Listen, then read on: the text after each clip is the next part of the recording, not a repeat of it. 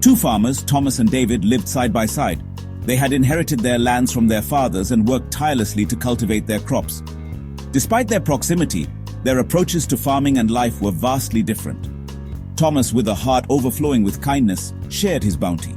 He believed in the power of community and often gave away a portion of his harvest to those in need. His generosity was well known in the village, and many looked up to him as a pillar of support. David hoarded his, driven by insatiable greed.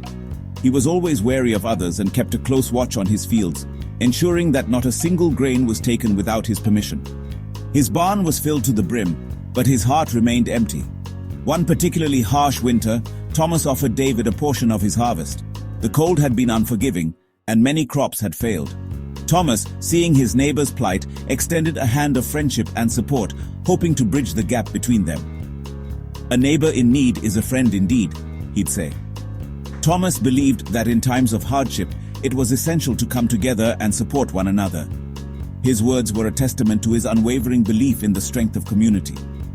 David, suspicious of Thomas's generosity, refused, his heart set on personal gain. He couldn't fathom why someone would give without expecting something in return. His mistrust and greed blinded him to the genuine kindness being offered, leaving him isolated and alone. Spring arrived, bringing with it the promise of new beginnings and fresh growth. The air was filled with the scent of blooming flowers and the sound of chirping birds. But for David, the season brought disappointment. His seeds yielded a meager harvest, barely enough to sustain his farm. The fields, once full of potential, now seemed barren and lifeless. Blinded by his greed, he failed to see the connection to his past actions. He had taken more than he gave, and now the land was reflecting his selfishness. His frustration grew as he inspected the struggling crops, unable to understand why his efforts were in vain. Thomas, on the other hand, was blessed with abundance. His fields were lush and green, bursting with life and promise. The harvest was plentiful, a testament to his hard work and dedication. His generosity, like seeds sown on fertile land, had multiplied his blessings. He shared his bounty with the community, ensuring that everyone had enough to eat. His actions were a reflection of his kind heart and selfless nature. His neighbors, touched by his kindness, offered their support in tending his fields.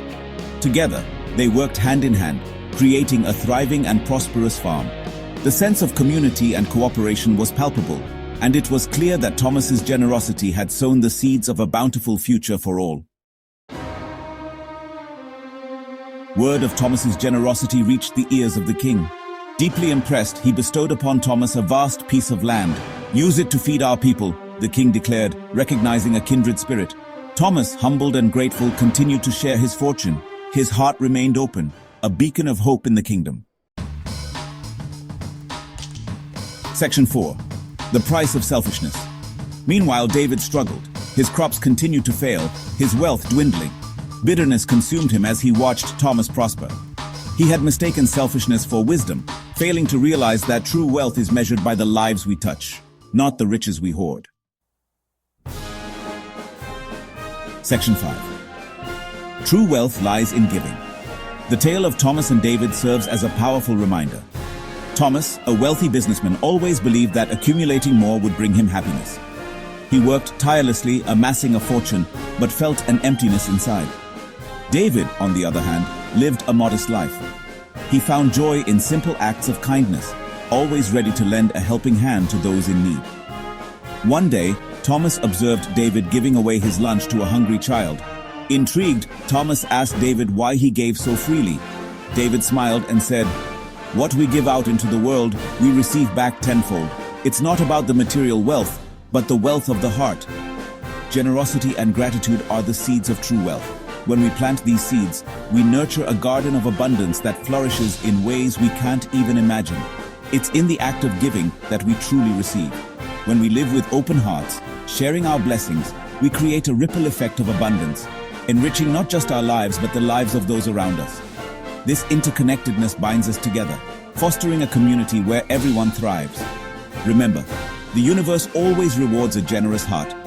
The more we give, the more we receive, not just in material terms but in love, joy, and fulfillment.